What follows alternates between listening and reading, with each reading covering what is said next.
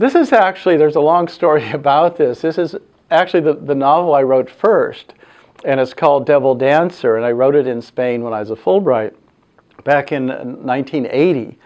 And it's about the shooting of a racehorse standing in stud after his career is over in Lexington, Kentucky, where I lived for several years. And so it's officially a crime novel, but it's a very literary crime novel. It's not your normal genre novel. And it really explores the world of Lexington. If you know the book Midnight in the Garden of Good and Evil, which has a kind of crime format, and of course there's a crime to be solved, but that more than anything is a novel about what's Savannah like, you know, and it captures the world of Savannah. And that's what I do with Lexington, Kentucky, 1972. The irony with this book is that I came back from Spain and I sent my manuscript off and I instantly got an agent. And so I instantly called her one day and said, well, who's going to play the movie part? You know, I assumed you get an agent and you're rolling. And she, to paraphrase, said, look, Buster, you know, I think this is a tremendous book, but I'm going to have a hell of a time selling it. Because, and what she said proved to be true. She said, you know, the crime novel editors are going to think this is too literary, and the literary editors are going to think this is a crime novel. And indeed, that's what happened, and she couldn't place it. I then went on and wrote The Children Bob Moses Led, had another agent, and that agent said, why don't you rewrite it, and I'll try again. I did rewrite it. I think significantly improved it. I tried it again, and same response in effect. And so I placed Moses, and then I placed Black Snake's Path.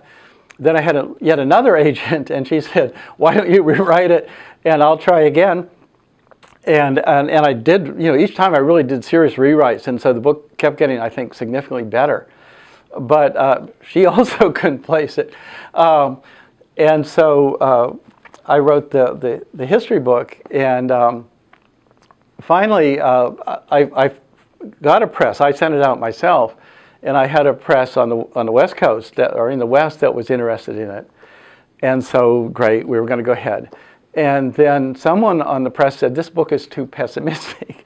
And I said, you know, that's the vision of the book. I'm not going to change it for you. And so I had to tell them no. Once they were underway, somebody got second thoughts. And so fortunately, there's another local press that is very selective but only does a few things, called Samandaco Press.